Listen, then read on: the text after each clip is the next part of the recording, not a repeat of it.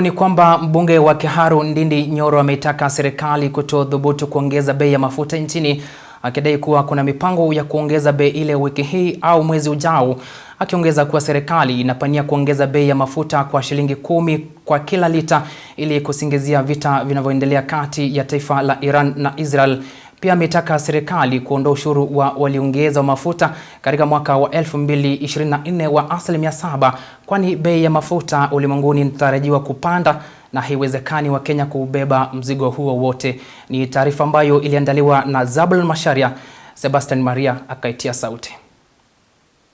Bei ya mafuta ulimwenguni inapotarajiwa kupanda, mbunge wa Kiharu Ndindi Nyoro ameitaka serikali kutothubutu kuongeza bei ya mafuta wiki hii, kwani mafuta walioyaagiza ya mwezi wa 3 na wa 4 bado hayajamalizika, akiibua wasiwasi kuwa serikali inapania kuongeza bei ya mafuta kwa shilingi 10 kwa kila lita na kusingizia vita vinavyoendelea kati ya taifa la Iran na Israeli. EPRA mnajua ya kwamba ukiongeza bei ya mafuta Kenya, lazima unamaliza consignment ile ilikuja kwa bei ya chini.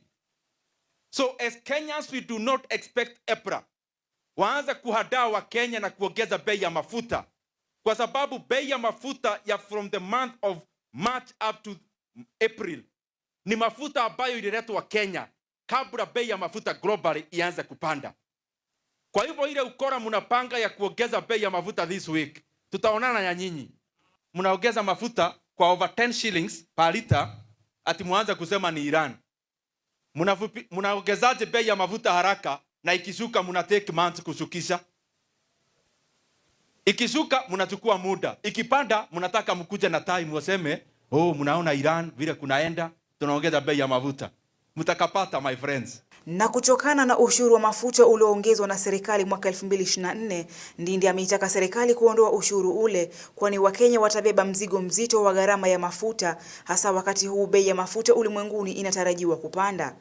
Alafu in the year 2024, immediately after the protests, serikali wenyewe wakaongeza fuel levy ya shilingi 7.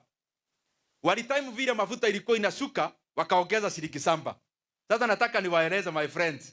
Sasa mafuta haishuki tena, inapanda.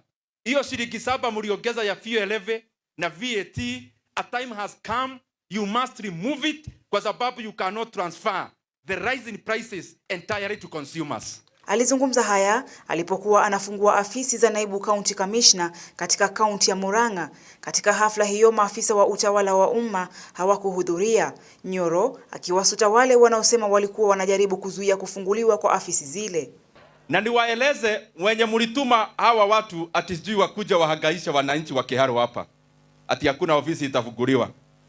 Wewe mwenye uliwatuma, next time hapana tuma watu hapa. Next time jirete hapa. Tuonane na wewe macho kwa macho. Hapa hakuna watu ya kutishatisha. Wasione ati mumenilea vizuri mimi nina